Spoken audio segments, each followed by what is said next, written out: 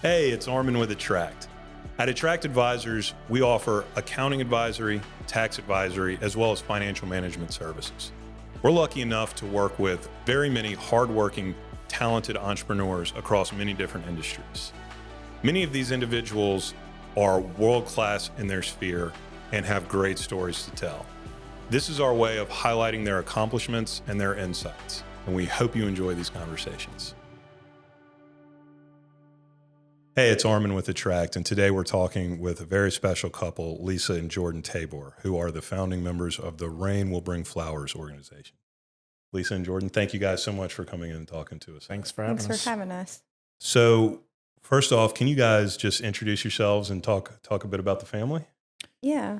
Go ahead. So I'm Lisa, and this is Jordan. And we have two sons. We had Owen, who was 15 in 23, and then we have a 14-year-old, Reed. On April 29th, 2023, we lost our oldest son, Owen, to suicide. And Owen was just good looking and popular and social and came from a loving family, never bullied. And so Jordan and I just felt like if this could happen to Owen, that all of the youth is at risk for suicide. And that's why we created Rain Will Bring Flowers.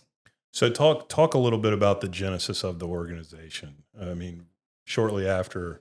Yeah, we formed, right? we incorporated 2 weeks after Owen's passing, and Lisa and I just had to find a way to transform our pain into purpose, and we're dedicating the rest of our lives to try to make sure that no family has to walk in our shoes. And we just had no idea before our loss how prevalent suicide is. Just anecdotally at the services and just through conversations like this, I'm constantly amazed by how many people come forward and share that they've had brushes with suicide, whether it's a family member or a friend. It just seems like everyone that I speak to has had some relationship to suicide. And, statistically, suicide's the second leading cause of death for adolescents in Louisiana. Mm. And, it's so prevalent, yet no one's really talking about it. When I was in school, there was MAD and there was DARE, and it was auditorium, classroom style education. But here we have this leading cause of death in Louisiana, but no one's talking about it due to the stigma. And really what Rain Will Bring Flowers is trying to do is just normalize the conversation, making conversations around mental health as easy as we would talk about someone with a broken arm. Right. So after the foundation was formed, talk about some of the first events that you guys had. Yeah, we were really just trying to figure out what we wanted to do. We were an organization in its infancy with zero resources, and we came across AFSP, the American Foundation for Suicide Prevention, and they have these annual walks all over the country in every community. And we partnered with AFSP for last year's Out of the Darkness Walk. And to try to gain some recognition and credibility in the community, we decided that we wanted to form a walk team, but we wanted to make a big splash. So we set a couple of goals. We wanted to be the largest walk team ever, which we accomplished. We had over 1,500 walkers, which broke a national record for AFSP. And then we also raised over $50,000, which was another record in Louisiana. And we no other walk had raised that amount of money. So that's kind of really what was the catalyst and the launch for the foundation. We've also early on we did some PSAs through the help of LHSAA, and Guarantee Media, Gordy Rush, Cade Beloso, and also Jay Johnson. Jay's been a huge supporter of our foundation, and we created some PSAs featuring Jay and featuring Cade, and that went out across LHSA's network, also out across Guarantee Media's radio network, and we reached over 13,000 coaches, athletic directors, and school administrators with those PSAs. And then the PSAs also went out across Guarantee Media's network, reaching widespread reach across the Baton Rouge community. Right. Yeah, I remember the first walk. It was a special day, and there were a lot of people there. Mm-hmm. Yeah. So since then, since the first walk, talk about the other two amazing events that I'll let you brag about them, but they were both so special. The event in the PMAC and the gala. They were both excellent. Thank you for asking about that. Planting Seeds of Hope. Right. Last year was or earlier this year was in January, and it was held at the PMAC, and we were able to collaborate with LSU Athletics, with Our Lady of the Lake, with the Joe Burrow Foundation, and also the L Club with LSU. And really, it was a night of inspiration and hope, and we had a panel of athletes, former LSU athletic greats, Kevin Falk, Ashley Natt, Delvin Bro, and we also had FMOL mental health professionals on the panel as well. Yeah. And again, it goes back to normalizing those conversations around mental health, around suicide prevention, trying to reduce the stigma. And our vision is to partner with prolific athletes with ties to Louisiana, because I feel like sports brings us together as a community. We rally around sports, and we really need the athlete to help us put butts in the seats to hear the message. And I think that is so important, because before we lost Owen, there's no way we would have been at a mental health event, because we just always thought, that's not my family. There's no way that would happen to us. Right. And I can tell you, sitting in that event, I sat in the back and just kind of watched and looking around, it was funny because it seemed like all the teams were sitting together. Yeah. So you had, the baseball team from St. Michael, and, maybe Baton Rouge High or Lehigh, and, Catholic High. All the schools were very well represented. Yeah. And when those kids heard it from the athletes themselves, their struggles, whether it was from an injury or just day-to-day stuff, it resonated.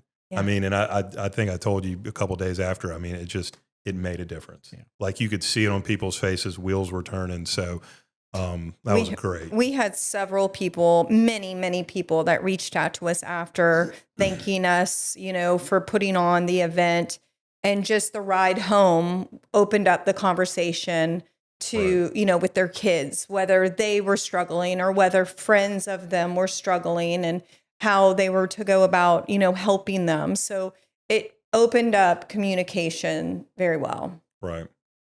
Yeah, it was a wonderful event. But okay, so how about the gala? The gala was amazing. We're calling that Flowers Bloom Hope. And that was in just this past spring.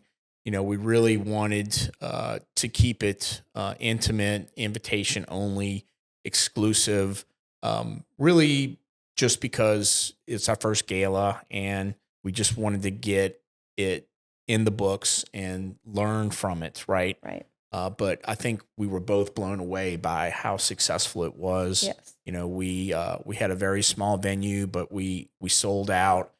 People's generosity continues to amaze me. We had some amazing live auction and silent auction items, and it was just a beautiful evening.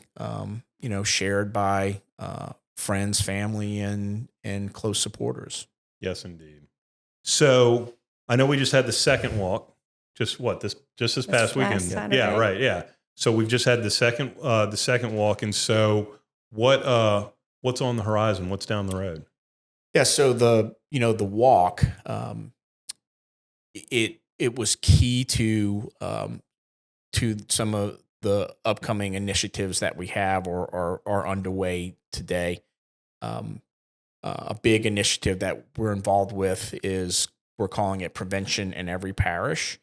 And we're taking the funding that we raised along with AFSP at last year's walk, and we're pouring that right back into the community. And our goal is to roll out critical education, and we want to touch every parish, all 64 parishes in the state. But our goal is to train over 100,000 students, parents, and educators and faculty. So far, we're in 18 parishes, and we've either trained or have commitment to train, meaning that they're on the schedule, just right at 60,000. Wow. And, we really just started outreach on this around March and April. The response has been amazing. It's really a matter of having the bandwidth to contact the school districts, which, requires a lot of follow-up. Mm-hmm. But once we have a chance to make the pitch, because the education is free and it's so impactful that no one's really saying no. Right. Well, I know you guys have never set easy goals, but I know you've hit every one you've set, so I'm sure you'll hit this one. Well, that's great. Yeah, I'm super excited about that. We also have Planting Seeds of Hope 2025, right?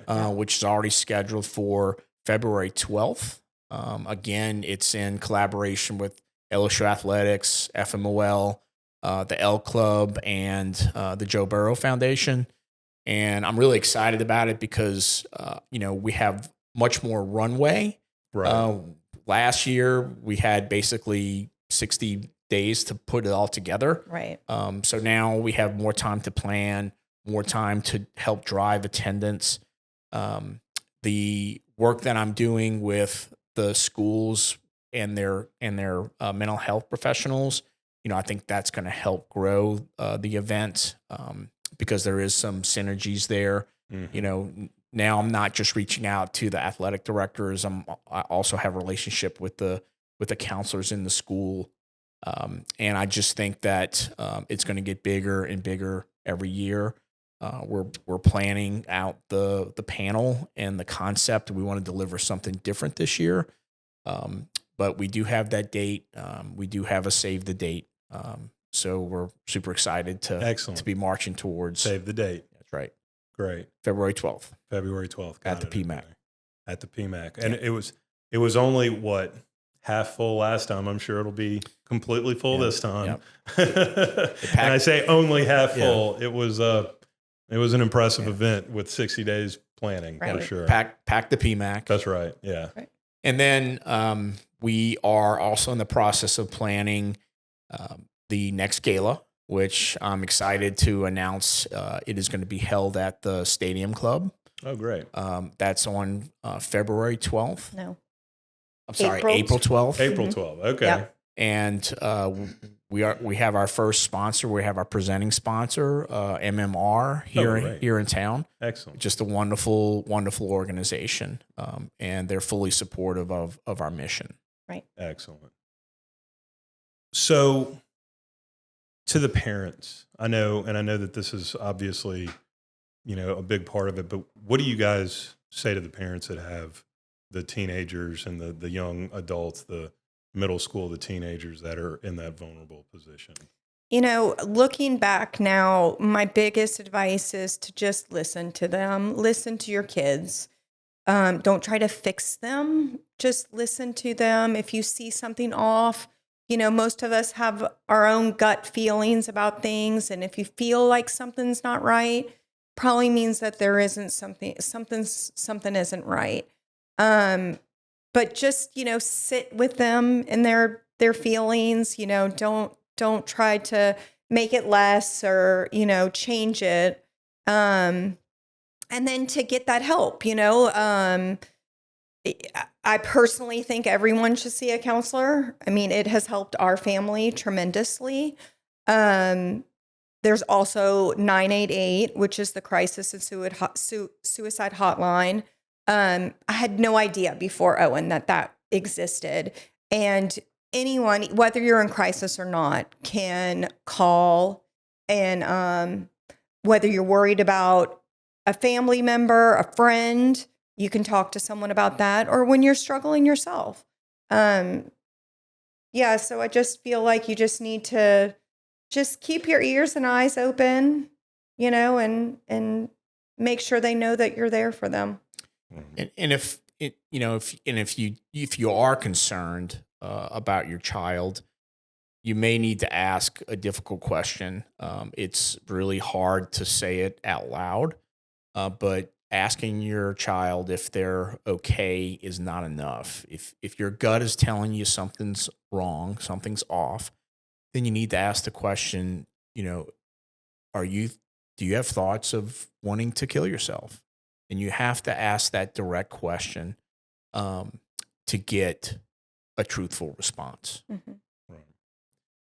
Well, as a father now of 2 young boys, I can't say enough how thankful I am that you guys are doing what you're doing, because I know I don't know. I can't imagine how tough it is, but I am so thankful for your guys' courage and what y'all are doing.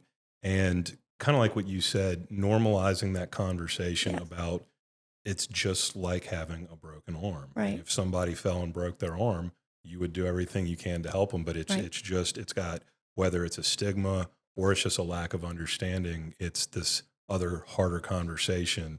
And just you guys initiating those conversations, I think you can see, literally you can see the impact it's having on kids' faces at those events. And so thank you guys so much for coming in and talking, and thank you so much for what you're doing, because it is making a difference. Yeah. It is making a difference. And we'd like to thank you, Armand and John, and just the entire Attract family. You guys have been with us literally every step of the way. I think back to my early meeting with John, and I've from the in-kind work on our IRS filings to y'all's helping with the endowment that we're trying to stand up, which I've failed to mention on our next things. Yep. But you guys have been there for us, and you've never said no. Right. So thank you so much. Absolutely. And we will continue to never say no, just for the record. We are behind you guys 100%. And it speaks to me and John in a big way.